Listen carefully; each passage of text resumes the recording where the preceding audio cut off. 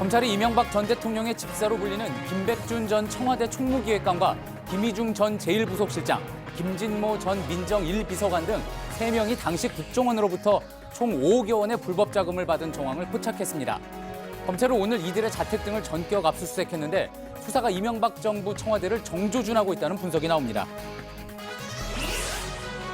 가상화폐 규제를 두고 청와대와 정부의 입장 조율이 안 되면서 시장에 혼란을 키웠다는 지적이 나오고 있습니다. 논란이 커지자 정부는 오늘 국무조정실장 주재로 관계부처 차관회의를 열고 가상화폐 대책 추진 상황을 점검했습니다. 이대 목동병원에서 숨진 신생아 4명은 주사를 맞은 뒤 세균에 감염돼 폐혈증으로 사망했다고 국립과학수사연구원이 밝혔습니다. 경찰은 당시 주사를 놓은 간호사와 주치의 의료진 5명을 엄상 과실치사 혐의로 입건했습니다. 오늘 강원도 철원의 아침 기온이 영하 22.2도까지 떨어지는 등 전국이 올겨울 들어 가장 추웠습니다. 한강과 금강 그리고 해안가 바닷물까지 얼어붙었고 폭설에 집을 나섰던 노인들이 숨지는 사례도 잇따랐습니다. 이번 한파는 내일 낮부터 누그러지겠습니다. 가정폭력방지법이 제정된 지 올해로 만 20년이 됐지만 최근 몇 년 사이 매 맞는 여성이 오히려 크게 늘고 있습니다. 폭력에 시달리던 여성들이 경찰에 도움을 요청하다 오히려 2차 피해를 보는 경우도 많습니다. 오늘 이슈플러스에서 가정폭력 피해자들을 직접 만나봤습니다. JTBC 뉴스룸 지금 시작합니다.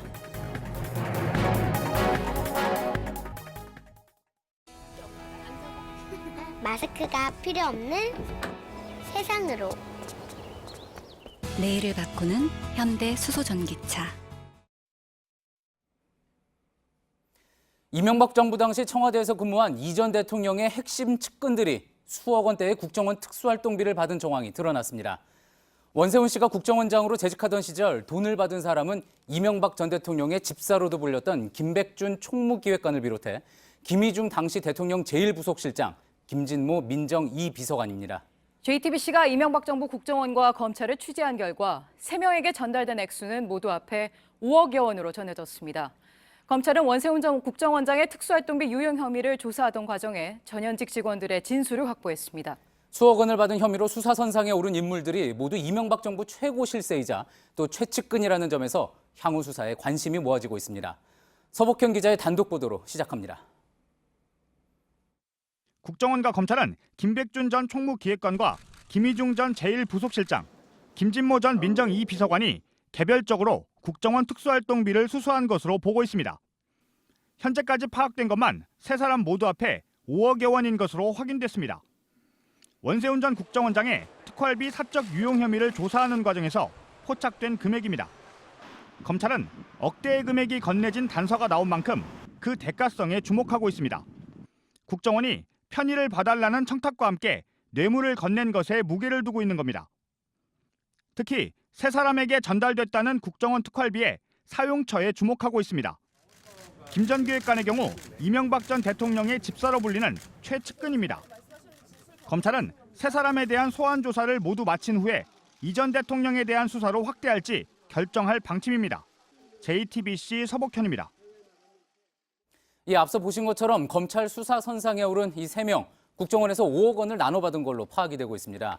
이들이 어떤 경로로 돈을 받았는지 또 받은 돈은 어디에 썼는지 이 과정에서 이 전 대통령이 관여했는지 여부 등 규명돼야 할 의혹이 한둘이 아닙니다. 검찰 취재기자 연결해서 하나하나 좀 더 들어가 보겠습니다. 이승필 기자, 오늘 수사가 극도의 보안 속에서 진행이 됐고 또 특히 이제 이명박 전 대통령의 최측근들이라서 더욱 주목받고 있는 거죠?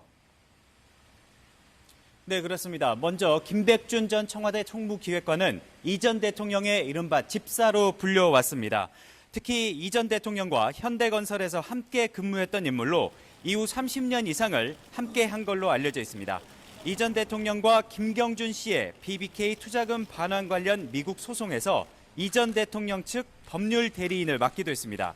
또 김희중 전 청와대 제1부속실장은 이 전 대통령이 국회의원이던 1997년부터 서울시장, 대통령에 오르기까지 수행과 의전을 도맡아온 이른바 문고리 권력으로 꼽힙니다. 김진모 전 민정 2비서관은 검찰 출신인데요. 이명박 정부 초기인 지난 2009년 청와대에 입성해 2년간 근무했습니다. 김백준 전 총무기획관과 김희중 전 1부속실장과는 달리 개인적 인연은 없는 인물입니다. 다만 2008년 국정원에서 파견 근무한 이력이 있습니다. 이 때문에 국정원을 잘 아는 김 전 비서관이 자금 전달 과정에서 역할을 했는지 여부가 주목됩니다. 예, 지금 이제 수사가 어떻게 진행되고 있는지도 궁금한데 3명 중에 2명이 지금 조사를 받고 있다고 하죠? 네, 김희중 전 실장과 김진모 전 비서관은 검찰 조사를 받고 있습니다. 두 사람은 압수수색 직후 검찰에 나온 걸로 전해지는데요.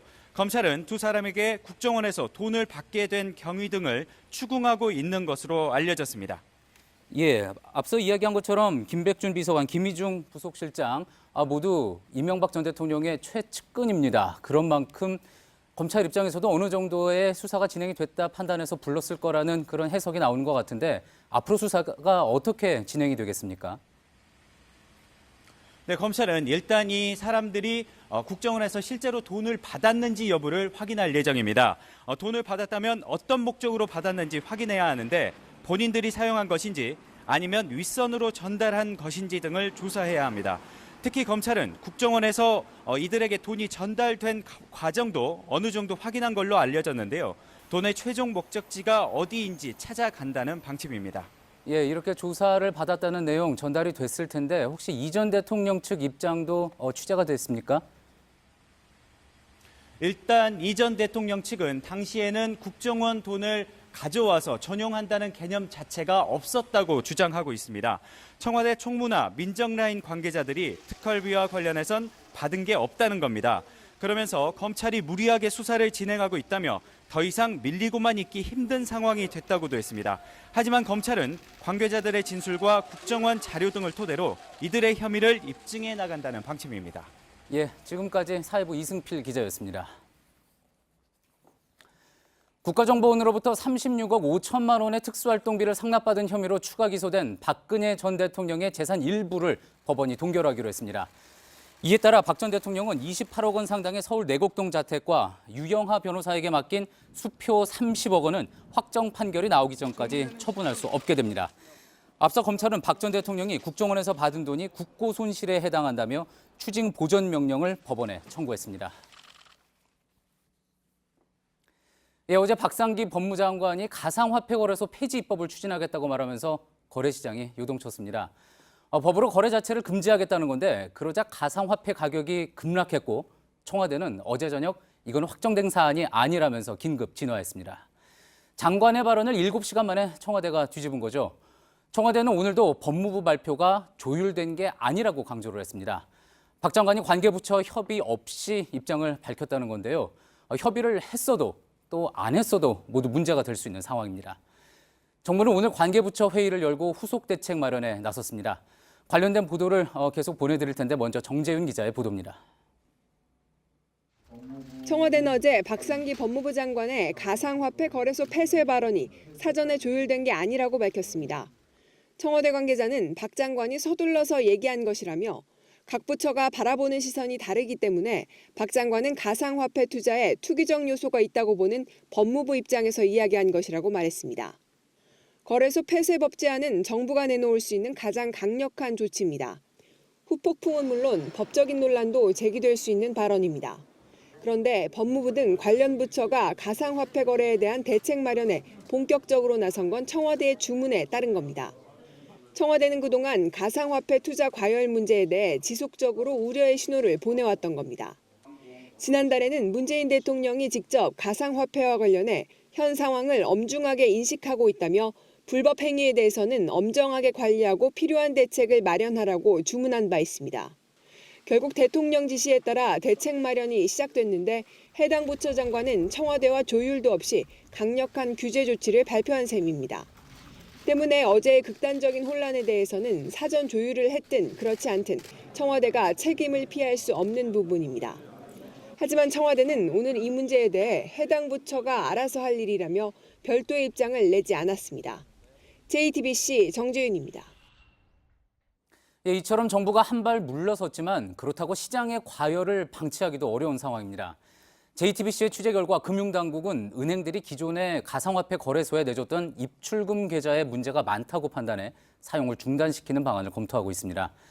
이렇게 되면 당장 가상화폐 시장에 자금 유입이 제한돼 거래도 위축될 걸로 보입니다. 이주찬 기자입니다. 금융정보분석원과 금융감독원은 지난 8일부터 농협, 기업, 신한은행 등 6개 시중은행을 상대로 합동검사를 벌이고 있습니다. 이들 은행이 가상화폐 거래소에 제공한 입출금 계좌를 점검해 자금 세탁 방지 의무 등을 제대로 이행하고 있는지 점검하고 있는 것입니다. 금융당국 고위 관계자는 검사 과정에서 자금 세탁 등 의심스러운 거래 정황이 다수 포착됐고 은행들이 이를 제대로 보고하지 않은 사실도 파악됐다고 밝혔습니다. 이에 따라 금융당국은 검사가 끝나는 16일 이후 은행들의 관련 계좌에 대해 거래 중단 조치 등을 내리는 방안을 검토하고 있습니다. 가상화폐 투자자들은 현재 은행들이 제공한 계좌를 통해 입출금을 하는데 이 계좌들이 해제되면 시장에 자금 유입이 차단되는 효과가 생깁니다. 다만 시장의 충격을 감안해 거래를 전면 중단할지 단계적으로 중단할지는 추가 검토를 하기로 했습니다. 당국의 조치에 앞서 일부 은행들은 스스로 계좌 정리에 나섰습니다. 신한은행은 15일부터 가상화폐 거래용 계좌에 신규 자금 입금은 차단하고 출금만 가능하도록 할 예정입니다. JTBC 이주찬입니다. 예, 가상화폐와 관련해서는 규제 찬성론자와 반대론자의 의견이 정말 팽팽하게 엇갈리고 있습니다. 그만큼 정부가 어떤 규제를 마련하는 게 쉽지 않은 상황인데 경제산업부 이태경 기자와 관련된 문제들 하나하나 한번 짚어보겠습니다. 이태경 기자, 청와대가 일단 진화는 한 것 같습니다. 하지만 이제 법무부가 거래소 폐쇄 추진을 하겠다고 한 것, 이건 정말 낼 수 있는 가장 센 카드 아니겠습니까? 그렇습니다. 이런 초강경 카드를 꺼낸 이유 뭐라고 볼 수 있을까요? 네, 그동안 정부가 몇 차례 대책을 내놨지만 가상화폐 투기 열기를 진화하는 데 실패하자 일종의 극약 처방론이 나왔던 겁니다. 예. 정부는 지난해 9월 관계기관 합동 태스크포스를 만든 뒤 금융당국 주도로 총 5차례의 대책을 내놨습니다. 9월에 기업이 가상화폐를 이용해 자금을 조달하는 걸 금지한 데 이어 지난달 중순 미성년자 거래 금지, 차익에 대한 과세 등을 추진하기로 했습니다. 이어 거래 실명제를 도입하고 은행권 가상계좌 특별 점검에 나섰는데도 투기 열풍이 가라앉지 않았습니다. 그러자 법무부가 거래소 폐쇄론을 들고 나온 겁니다. 예, 대책이 5차례나 나왔었군요. 그 나올 때마다 역시 반발이 컸었고 또 그리고 심지어 헌법소원도 나오지 않았습니까? 그런 얘기도 나왔죠. 예, 그 이번에 특히 이제 투자자들의 반발이 컸던 데다가 또 국회에서도 다른 의견이 나오면서 청와대에서도 이 제동을 건 모양새인 것 같습니다. 네, 법무부가 대책 TF를 주도하면서 정부 내에선 폐쇄론이 힘을 얻었던 게 사실이지만 청와대가 정무적 관점에서 좀 더 조율이 필요하다고 판단한 것으로 보입니다. 예. 결국 오늘 김동연 경제부총리가 교통 정리를 했는데요. 직접 들어보시죠. 네. 일정한 수준의 규제가 필요하다는 데서는 모든 부처가 다 생각을 같이 하고 있고요. 법무부 장관께서 이제 그 거래소 폐쇄 얘기를 하셨는데 아직 그게 조금 더 부처간 협의가 필요한 그런 상황이기 때문에. 예, 김동연 부총리 같은 경우에 어쨌든 대책을 협의를 해서 대책을 마련하겠다 이런 이야기인 것 같은데 네.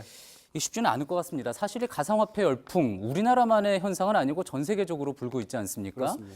그래서 대책을 고민하는 건 우리나라만이 아닐 것 같은데 외국에서는 지금 어떻게 대응을 하고 있습니까? 네, 일단 좀 비교를 해봐야겠는데요. 우리 정부는 가상화폐는 화폐도 금융상품도 아니다라는 입장을 유지하면서 제도권으로 끌어들이는 걸 유보하고 있습니다. 예. 중국도 비슷한 입장인데요.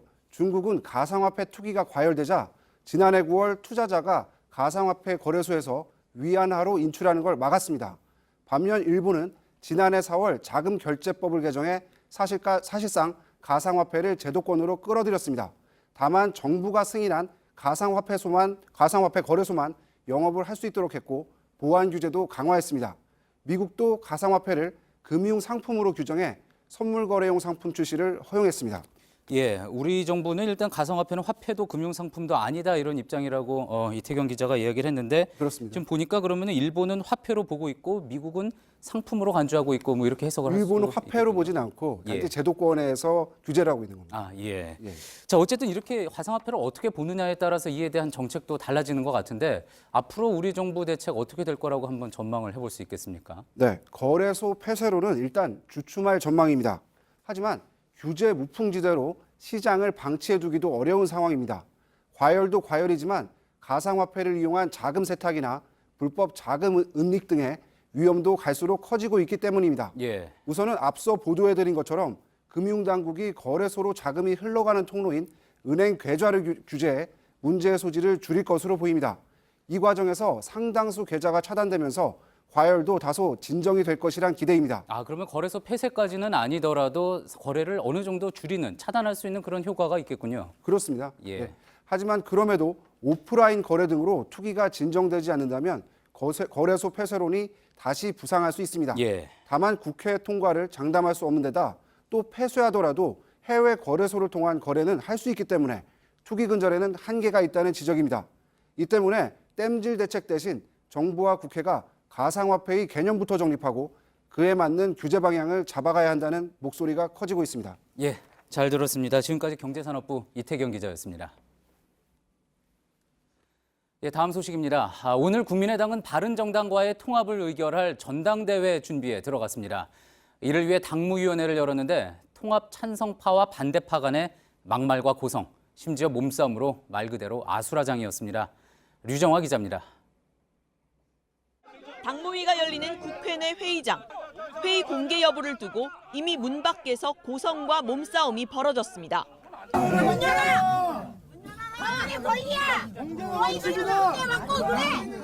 공개해야 돼 이거. 당무위원들도 회의장에 겨우 입장했습니다. 몇 차례의 고성 끝에 시작한 당무회의. 안철수 대표가 개회 인사말을 하는 중에 대한민국의 정치를 바꾸고 대한민국의 새 역사를 만든다는 사명을 가져주시기 바랍니다. 통합을 반대하는 장정숙 의원이 거세게 항의합니다.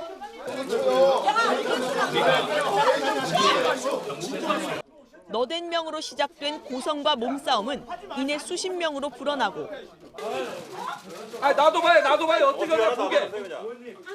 고성과 삿대질이 이어지다가 주먹 다짐 직전까지 가기도 합니다. 당신 문화당을 무시하는 애들밖에 많아요. 좀 다야? 며칠 벌써 말을 한 며칠 하냐고. 며칠 하냐고. 통합을 주도하고 있는 안철수 대표도 통합을 반대하는 박지원 의원도 시종일관 굳은 표정이었습니다. 당무위는 다음 달 4일 바른정당과의 통합을 의결할 전당대회를 열기로 했습니다.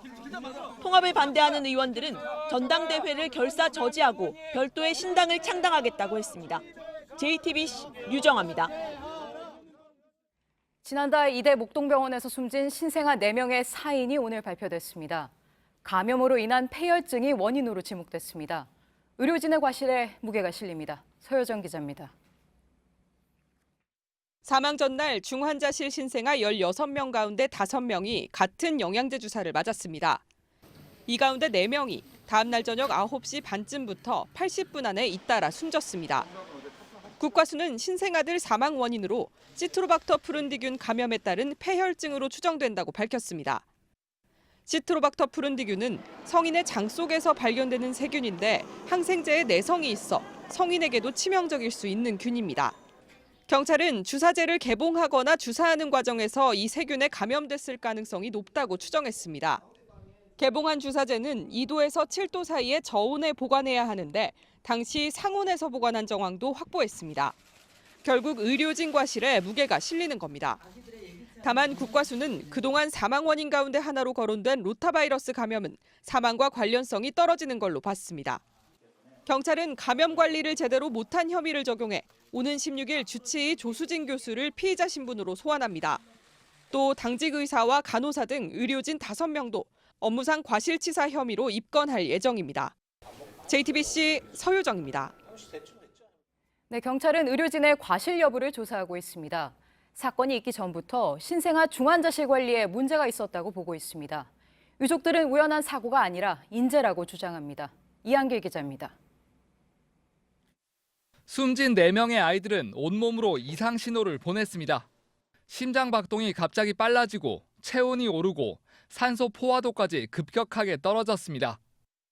하지만 당시 중환자실을 맡은 전공의 2명은 자리를 비우거나 전화로 지시를 내리는 등 제대로 근무를 서지 않은 것으로 경찰은 판단하고 있습니다. 이대 목동병원 소아과에는 원래 14명의 전공의가 있었지만 3명은 시험 준비로 빠지고 5명은 집단 사표를 내 사건 당시엔 6명만 근무하고 있었습니다. 이들이 신생아 중환자실, 소아과 병동, 소아응급실 등 120명이 넘는 환자들을 맡았습니다. 아이들이 이상 증세를 보여도 의료진은 괜찮다는 말만 반복했습니다. 왜 이러냐라고 질문을 했더니 아이가 더워서 그럴 수도 있고 수유를 지금 했기 때문에 그럴 수도 있고 일시적인 현상일 뿐이다. 유족들은 이번 사건이 우연한 사고가 아닌 인재라고 주장합니다. 감염관리 부실 이런 것들이 누적돼 오다가 터진 사건이다라고 저희는 생각을 해요. 경찰은 입건한 의료진을 다음 주 소환해 추가 조사를 벌일 예정입니다. JTBC 이한길입니다. 그렇다면 병원의 책임은 어디까지 물을 수 있을까요? 현행법상 이대 병원은 수백만 원의 과징금을 내고 끝날 가능성이 높습니다. 의료기관의 과실을 엄격하게 처벌하는 법안이 지난해 발의됐는데 국회는 눈치만 보고 있습니다. 윤영탁 기자입니다. 2015년 서울 삼성병원은 늑장 대응으로 메르스를 확산시켜 제2의 진원지로 지목됐습니다. 이 병원에서만 90명의 환자가 발생했고 18명이 숨졌습니다. 그런데 병원 측은 806만 원의 과징금을 내는 것으로 행정적인 책임을 마무리했습니다. 영업정지 15일 처분이 내려졌지만 이를 과징금으로 대신할 수 있는 규정 때문입니다. 연 매출이 90억 원 이상인 병원도 영업정지 하루당 과징금을 53만 원으로 환산합니다. 이마저도 총액이 5천만 원을 넘길 수 없습니다. 국회엔 이미 하루 과징금 상한액을 매출액의 3%, 최대 10억 원까지 올리자는 내용의 법안이 발의돼 있습니다. 그러나 아직 논의조차 제대로 이루어지지 않았습니다. 대한병원협회, 의사협회 등이 거세게 반발하고 있기 때문입니다. 지금 이제 문재인 케어한다고 하는데 병원을 과징금 올리자 그러면은 또 안 도와줄 거 아니에요. 그러니까 조금 눈치 좀 보고 있더라고요. 해서. 의료계에선 이대 목동병원에 대한 처분은 서울 삼성병원보다도 낮을 것으로 전망합니다. 수천억 원의 매출을 올리는 대형 병원 입장에선 사실상 처벌은 없는 셈입니다. JTBC 윤영탁입니다. 네, 다음 소식입니다. 오늘은 올겨울 들어 가장 추웠습니다. 서울 영하 15도, 철원 영하 22도까지 떨어졌습니다. 취재 기자 연결해보죠. 윤정식 기자, 뒤로 비닐 텐트 같은 게 보이는데 윤 기자 있는 데가 어딥니까?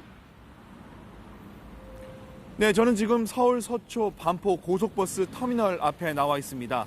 제 옆에 보이는 이 구조물은 이 버스를 기다리는 사람들을 위해 서초구청에서 설치한 비닐 텐트입니다. 요즘 같은 날씨에 버스 정류장에 서서 잠시만 서 있다 보면은 너무 날씨가 춥다 보니까 온몸이 꽁꽁 얼어붙을 텐데요. 이렇게 안으로 잠깐만 들어와 있다 보면은 바람을 좀 피할 수가 있습니다. 오늘은 금요일 밤입니다. 평상시라면은 각종 모임에 가시는 분들이 많을 텐데요. 오늘은 날씨 때문만큼이라도 집으로 발길을 향하는 모습이 많아 보입니다. 네, 오늘이 올겨울 들어 가장 추웠다죠. 어느 정도였습니까? 말씀하신 대로 이 서울은 영하 15도, 정확하게는 영하 15.3도까지 내려갔습니다. 경기 북부의 경우에는 이보다 좀 더 추워서 영하 20도 안팎으로 갔는데요.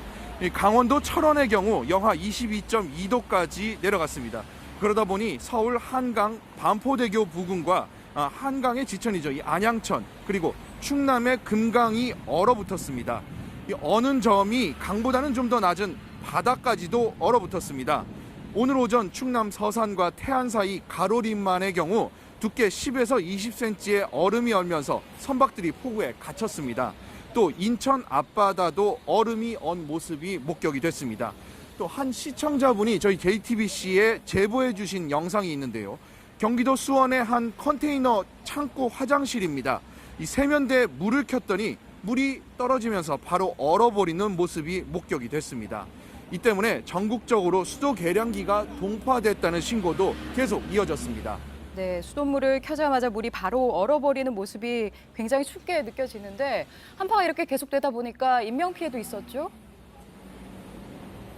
네, 특히 거동이 불편한 노인분들은 특별히 조심하셔야겠습니다. 오늘 오전 이 전북 고창의 한 도로에서는 90대 할머니가 도로에 숨진 채 지나가던 운전자에 의해 발견이 됐습니다. 어제 오후에도 전남 강진에서 치매를 앓던 70대 할머니가 농수로에서 숨진 채 발견됐는데요. 모두 폭설에 집을 나섰다가 길을 잃고 결국 추위를 견디지 못한 것으로 추정됩니다. 네, 그럼 내일은 추위가 좀 풀릴까요? 네, 경기도 김포 또 과천, 동두천 등에 내려졌던 한파 경보는 오늘 오후 2시를 기점으로 한파주의보로 대치가 됐습니다. 또 경기 남부 도시들에 내려졌던 한파주의보는 해제가 됐습니다. 기상청은 내일 아침 서울과 대전은 영하 9도, 또 광주는 영하 7도로 예상하고 있습니다. 오늘보다는 5에서 6도가량 온도가 조금 오르는 편입니다. 이 내일 낮 최고 기온은 서울 영상 1도 등 전국이 영상권을 회복할 것으로 보입니다. 네, 윤정식 기자였습니다. 무더기로 결항됐던 제주공항은 오늘 눈이 그치면서 정상으로 돌아왔습니다. 하지만 어젯밤엔 2천여 명이 공항에서 쪽잠을 자야 했습니다. 울릉도는 폭설과 높은 파도로 나흘째 발이 묶여 있습니다. 최충희 기자입니다. 이불을 덮고 누운 이들이 가득합니다. 오늘 새벽 제주공항 터미널은 비행기를 기다리며 쪽잠을 자는 2,500명의 승객들로 대형 찜질방과 비슷한 모습이었습니다. 날씨가 너무 안 좋은 관계로 지금 다시 갈지 안 갈지 큰 걱정이 됩니다. 오전까지도 눈이 계속돼 항공기 결항과 지연이 이어졌습니다. 어젯밤 공항을 빠져나갔던 결항편 승객 5천여 명까지 몰려들면서 공항은 큰 혼잡을 빚었습니다. 기다리라고만 하는 거예요. 언제까지 기다려야 되는 얘기야 이게. 그럼 뭐 결과를 빨리빨리 통보를 해주던가 해서. 다행히 오후부터 날이 풀리며 비행기 운항은 정상을 되찾았습니다. 임시편까지 투입돼 대기 승객 수도 빠르게 줄고 있습니다. 울릉도는 폭설과 높은 파도로 사흘째 뱃길이 끊겼습니다. 최대 30cm의 눈이 쌓였습니다. 평소에도 눈이 많은 울릉도에선 어는 점이 낮은 바닷물에 제설제를 섞어 뿌리는 독특한 제설 방법으로 대응하고 있습니다. 하지만 울릉도 인근 바다의 풍랑주의보는 14일 오전에야 해제될 전망이어서 내일도 섬을 떠나긴 어려워 보입니다. JTBC 최충일입니다.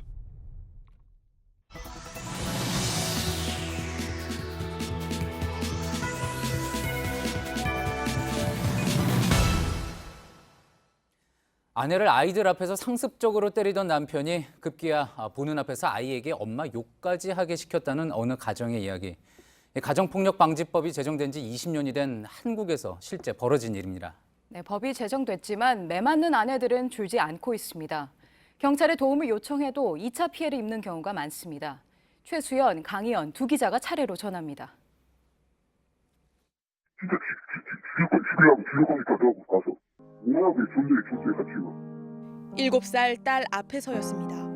한 번 시작된 폭력은 5시간 넘게 계속됐습니다.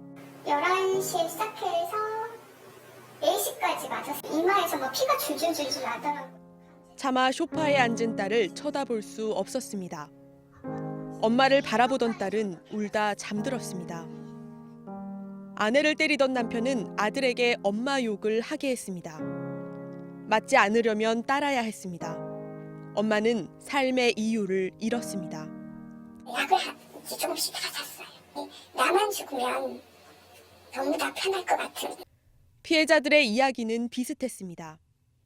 칼을 뻗으면 칼이 조그만 제가 하면 칼이 있는 곳이에요. 그 칼로 이제 찔러 죽이겠다고 위협을. 그리고 머리채 잡아서 벽에다 뭐 찢는다든가 찢고 그리고 발로 차고. 살기 위해 입을 닫고 또 빌어야 했습니다. 폭력은 압도적이었지만 시작은 사소했습니다. 얼마 되면 팔으라고 그러더라고요. 그럼 팔음 주식이 이제 뛰는 거예요. 갑자기 오더니 재수없는 시작합니다. 아이들 걱정 때문에 신고도 못했습니다.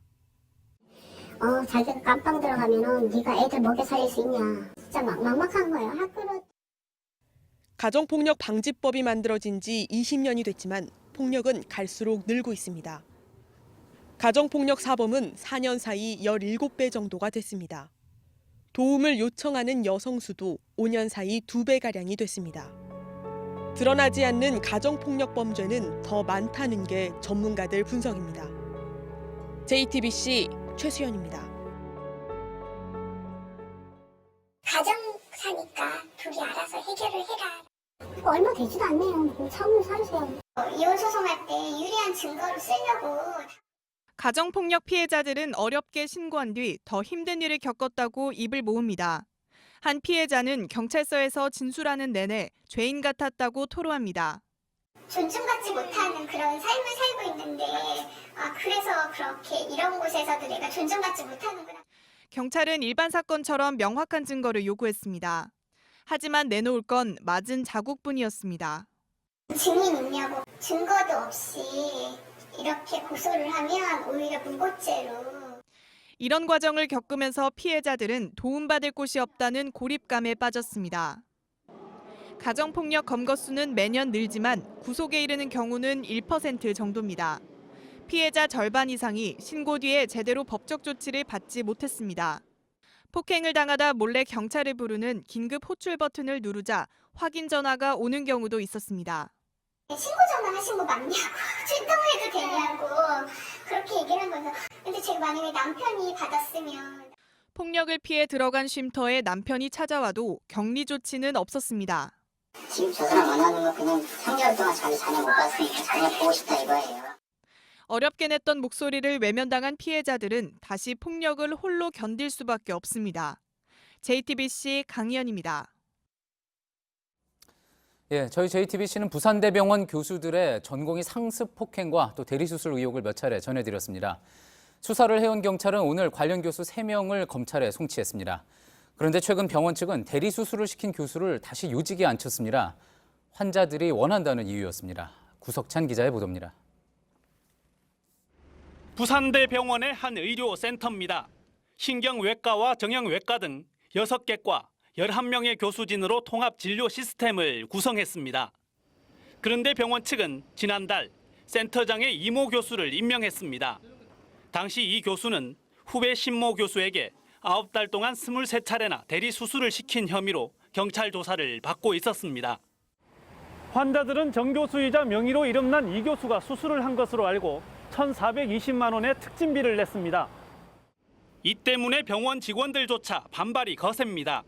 책임지고 폐기 종군해도 다시 보지는 맞는 게 이게 잘못된 거 아니냐. 병원 측은 환자를 위한 조치였단 입장입니다. 제가 많이 보고 하시니까 센터의 원활한 운영을 위해서는 진료를 못 보게 하신 환자들이 그러면 난리가 나는. 이 교수는 여전히 혐의를 부인하고 있지만 경찰은 이 교수와 전공이 폭행까지 드러난 신 교수를 기소 의견으로 검찰에 넘겼습니다. 수사 과정에서 다른 교수도 전공의들을 야구 방망이로 때린 사실이 드러나 함께 송치됐습니다. 병원 측은 현재 신 교수만 파면한 채 최종 수사 결과를 기다린다는 입장입니다. JTBC 구석찬입니다. 동성애 관련 강연을 개최하거나 참석했던 한동대 학생들에 대한 징계 절차가 시작되면서 논란이 커지고 있습니다. 시민단체들과 주변 교회까지 대학 내 표현의 자유를 놓고 문제 제기에 나섰습니다. 윤두열 기자입니다. 시민단체들이 한동대 앞에 모였습니다. 얼마 전 페미니즘과 동성애 관련 강연을 열었다고 학생을 징계 대상에 올린 것을 규탄하기 위해서입니다. 학생들의 사상과 표현의 자유를 제한하는 위헌적 행위를 즉각 중단하라. 같은 시간 한동대 다른 곳에서는 주변 교회 신도들이 모였습니다. 사회적 피해를 주는 흡연을 반대하는 것이 혐오나 차별이 아니듯이 동성애를 반대하는 것은 혐오나 차별이 아닙니다. 교회에서는 세상이 미쳐 돌아간다는 등의 문자 메시지를 신도들에게 보내기도 했습니다. 학교 측은 징계 절차를 밟는 것에 대해 문제가 없다는 입장입니다. 명백히 잘못돼. 독약은 독약이다라는 걸 명백히 아는 거잖아요. 먹어보고 뭐 죽어보거나 다쳐보고 아는지 모르는지 경험해봐라 이럴 수는 없는 거잖아요. 징계 대상 학생들은 징계가 부당하다는 2천여 명의 지지 서명과 함께 국가인권위원회에 학교의 조치는 명백한 인권 침해라며 진정서를 제출했습니다. JTBC 윤두열입니다. 박근혜 정부 시절 국가보훈처장을 지낸 박승춘 씨가 오늘 검찰의 피의자 신분으로 소환됐습니다. 박 씨는 국정원과 협력해 우편향적인 내용의 안보교육용 DVD 1000세트를 배포하는 등 부당하게 정치에 관여한 혐의입니다. DVD에는 2002년 대선 당시 노무현 후보가 북한이 바라는 후보라는 내용도 담겨 있는데 박 씨는 이런 안보교육이 우편향이 아니라고 했습니다. 김필준 기자입니다. 박승춘 전 국가보훈처장이 피의자 신분으로 오늘 서초동 검찰청에 조사를 받으러 나왔습니다. 박 씨는 보훈처장을 지내기 전에 국가발전 미래교육협의회 초대 회장을 지냈습니다. 당시 국정원과 협력해 정치적으로 편향된 내용의 안보 강연을 하고 보훈처장 당시엔 우편향적인 내용의 DVD 1,000세트를 배포한 혐의를 받고 있습니다. 해당 강연 등에는 북한이 바라는 노무현 후보, 사회 곳곳에 종북 친북 세력이 파고들었다는 내용이 담겨 있었습니다. 오늘 박 전 처장은 기본적인 사실관계는 인정했습니다. 우리가 국정원으로부터 받았는데 DVD를 국정원이 제작해가지고 우리한테 그 나라상 교육에 좋은 자료가 있으니까 이것을 보훈 관섭. 그러면서도 우편향은 아니라고 주장했습니다. 하지만 검찰은 국발협 등을 활용한 편향된 안보 교육이 불법 정치 관여에 해당된다고 보고 박 전 처장을 상대로 국정원과의 협조 경위 등을 집중 확인하고 있습니다. JTBC 김필주입니다. 정부가 판문점 연락관을 통해 오는 15일 오전 10시에 판문점 평화의 집에서 북한의 평창올림픽 참가와 관련해 실무회담을 열자고 북측에 제의하는 통지문을 보냈습니다. 통지문에는 천혜성 통일부 차관을 수석 대표로 한 3명의 대표단 명단과 올림픽 참가 등에 대한 우리 측 입장이 담겼습니다. 네, 그동안 트럼프 대통령은 파격적인 말로 화제를 모아왔습니다. 이번엔 북한 김정은 위원장과 친분이 있는 것처럼 깜짝 발언을 했습니다. 김현기 특파원입니다. 난 아마도 북한의 김정은과 매우 좋은 관계를 갖고 있는 것 같다. 미국 월스트리트 저널과의 인터뷰에서 자신과 관계가 좋은 이들을 설명하던 트럼프가 시진핑, 아베에 이어 돌연 김정은의 이름을 거론합니다. 기자가 김정은과 대화를 한 적도 없는 것 아니냐며 의문을 제기하자 질문을 자릅니다. 대화를 했는지, 대화를 하지 않았는지 말하지 않겠다. 언급하고 싶지 않다. 말한 겁니다. 트럼프는 올림픽 기간 훈련을 하는 것은 완전히 부적절하다고도 말했는데 이 매체는 대북 외교의 개방적 입장을 시사한 것이라고 평가했습니다. CNN은 2016년 트럼프가 푸틴 대통령을 잘 안다고 했다. 나중에 만난 적도 없다고 잡아댔던 것에 비유했습니다. 뉴욕타임스는 사설에서 트럼프에게 문제가 있다고 말하는 데는 정신의학적 진단이 따로 필요 없다고 지적했습니다. 트럼프가 난 똑똑한 걸 넘어 천재다. 그것도 매우 안정된 천재라 했던 걸 비꼰 겁니다. 워싱턴 외교가에선 트럼프의 대북 입장이 오락가락해 그의 말 한마디 한마디에 민감하게 반응하지 않는 게 정답이란 반응도 나옵니다.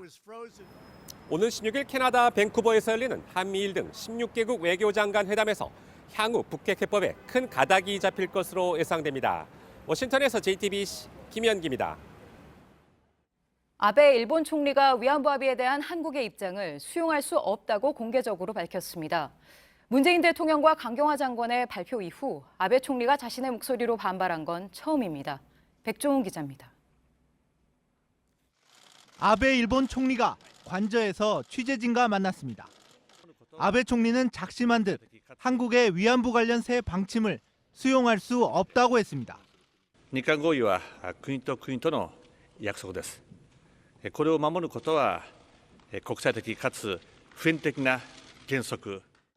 문재인 대통령이 지난 10일 일본의 진실 인정과 피해자에 대한 진심을 다한 사죄를 언급한 후 아베의 공개 입장 표명은 이번이 처음입니다. 아베 총리는 문 대통령의 입장이 일본에 대한 추가 조치를 요구한 것으로 전제하고 인터뷰를 했습니다. 한국 정부가 재협상 요구를 하지 않겠다고 했지만 일본 정부는 위안부 합의를 부정한 것으로 받아들인다는 입장을 드러낸 것이란 평가입니다. 고노다로 외무상은 오는 16일 캐나다 밴쿠버에서 열리는 한국전쟁 참전국 외교장관 회의에서 강경화 장관과 만날 것이라고 말했습니다. 이런 가운데 아베 총리가 밴쿠버 외교장관 회의에 앞서 입장을 먼저 밝힌 셈입니다. 외교부는 우린 일본의 추가 조치 요구는 고려하지 않고 있다며 피해자들이 바라는 건 자발적이고 진정한 사과라고 밝혔습니다. JTBC 백종훈입니다. 문재인 대통령이 인천공항 제2터미널 개장식에 참석했습니다. 셀프 체크인 같은 스마트 기술을 체험한 뒤 인천공항이 세계공항의 미래를 보여줄 수 있다는 확신이 생겼다며 세계 최고의 스마트 공항이 되길 기대한다고 말했습니다. 또 인천공항 비정규직의 정규직 전환에 대해선 노사가 힘을 모아 차질 없이 이행해달라고 했습니다. 미국에서도 독감이 기승을 부리면서 사망자까지 나왔습니다. 100년 만에 한파, 또 지난해 말 캘리포니아를 휩쓴 산불이 호흡기에 나쁜 영향을 준 것으로 보입니다. 부소연 특파원입니다. 헬스 트레이너로 일할 만큼 건강했던 20대 청년 카일러 바우맨입니다. 바우맨은 기침과 가슴 통증 등의 증세를 앓다 병원에 입원한 지 24시간도 안 돼 지난 연말 숨을 거뒀습니다. Organ failure due to septic shock caused by influenza. 캘리포니아주에서만 지난 3개월 동안 독감으로 27명이 숨졌습니다. 1년 전 같은 기간의 7배 수준입니다. LA타임스는 독감 환자들로 병원 응급실과 처방약이 모자랄 지경이라고 보도했습니다. 이런 사정은 캘리포니아뿐만이 아닙니다. 하와이 등을 제외한 46개 주에서 독감 환자는 지난해에 비해 35% 늘었습니다.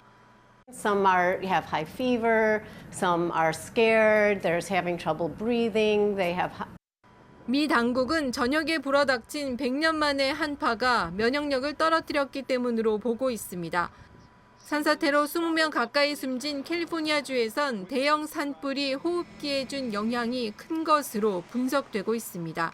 로스앤젤레스에서 JTBC 부소연입니다. 오늘 코스닥 지수가 장중 한때 4%까지 올라 매매 거래가 일시 정지되는 사이드카가 9년 만에 발동됐습니다. 한국거래소는 오늘 오후 코스닥 선물 가격이 6% 이상 급등하고 지수가 3% 넘게 오른 상태가 1분간 이어지자 사이드카를 발동했습니다. 농림축산식품부는 축산 계열화 사업자인 다솔을 경찰에 수사 의뢰했습니다. 다솔의 사육관리 담당자의 차량 4대 중 3대에서 위치 추적 장치가 지난해 12월 이후 제대로 작동하지 않았고 나머지 한 대는 지난해 8월 이후 운행 경로 기록도 없는 것으로 파악됐습니다. 일본 니가타현과 홋카이도에 하룻밤 사이 최대 1m가 넘는 폭설이 내려 피해가 잇따랐습니다. 어제 오후 7시쯤 니가타현에선 멈춰선 열차에서 승객 430명이 밤을 보내다 3명이 병원으로 옮겨졌습니다. 앞으로 영국의 모든 소매점에서 비닐봉지는 돈 받고 팔고 음식 포장에 쓰이는 일회용 플라스틱 용기도 유상 판매를 검토합니다. 영국이 이런 내용의 친환경 25년 계획을 내놨습니다. 전 세계 폐플라스틱의 절반 이상을 처리하던 중국이 올 초부터 플라스틱 쓰레기 수입을 금지한 데 따른 것으로 보입니다.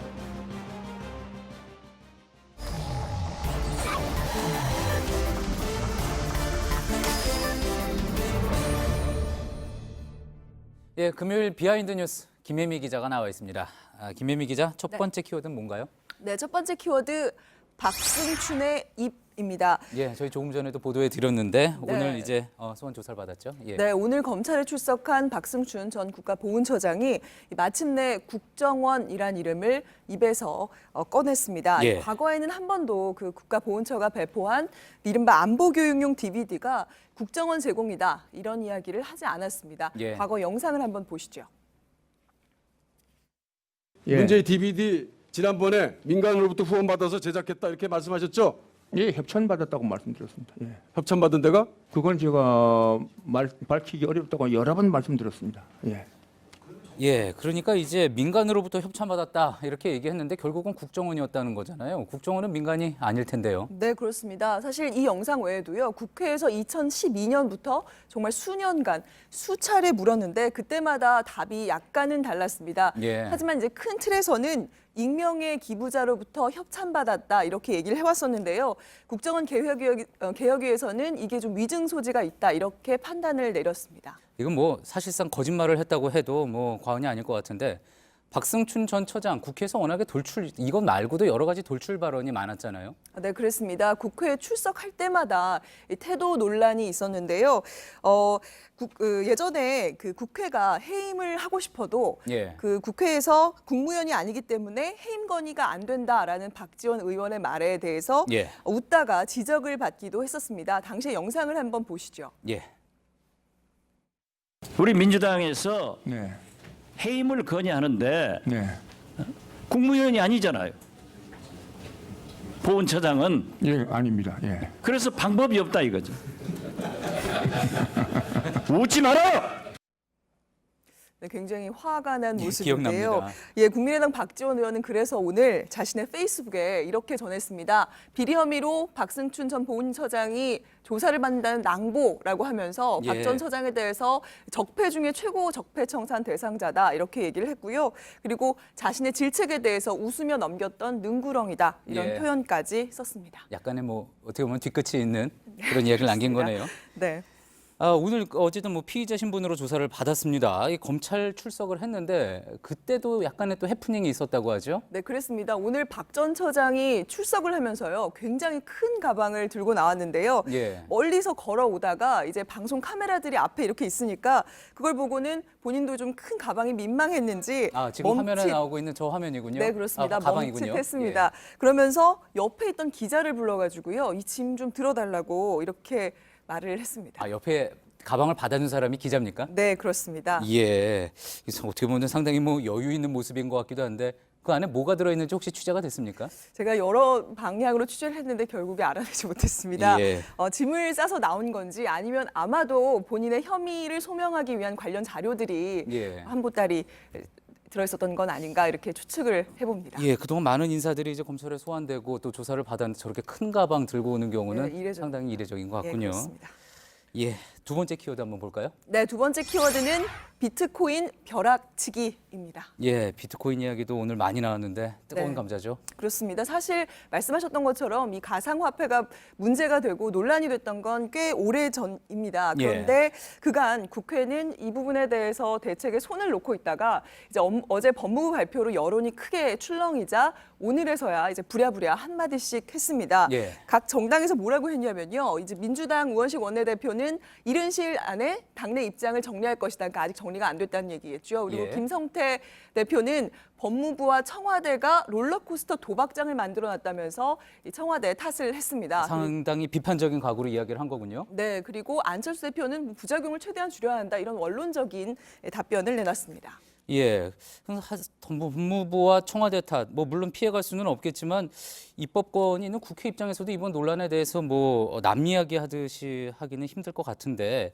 이 가상화폐 이슈 이야기한 대로 꽤 되지 않았습니까? 네, 그래서 저희가 사실 국회 기자들이 많이 그 관련 상임위에 이런 질문들을 좀 했었습니다. 가상화폐 예. 논란에 대해서요. 그런데 그럴 때마다 몰라서 대책을 못 만든다 이런 비슷한 반응들이 나왔습니다. 그러니까 사실상 가상화폐에 대해서 잘 알지 못해 연구가 아직 덜 됐다. 예, 그런 그렇습니다. 거군요. 그래서 사실상 뭐 손을 놓고 있었다고 봐도 될 것 같습니다. 그런데 그것 역시도 충분한 대답은 되지 않을 것 같습니다. 의원 입장에서 모르면은 그러니까 선제적으로 이제 국민들에게 필요한 법을 만드는 의원들의 입장이라면은 잘 모르는 사안에 대해서 알려고 노력을 했어야 됐던 거 아닌가요? 네, 그 원래 지금 상임위에 사실 정무위원회에 법안이 하나 올라와 있는데요. 이게 예. 지난달에 열린 임시국회 때 이 상임위인 정무위원회가 해외 출장으로 이 논의를 진행을 하지 못했습니다. 지금 가상화폐 관련 그 국회 법안은 아까 말씀드렸던 그 딱 한 가지인데요. 자세히 예. 좀 보시면 박용진 의원이 가상통화거래소를 운영하거나 어쨌든 금융당국의 인가를 받도록 하는 방식의 법안을 발의를 했는데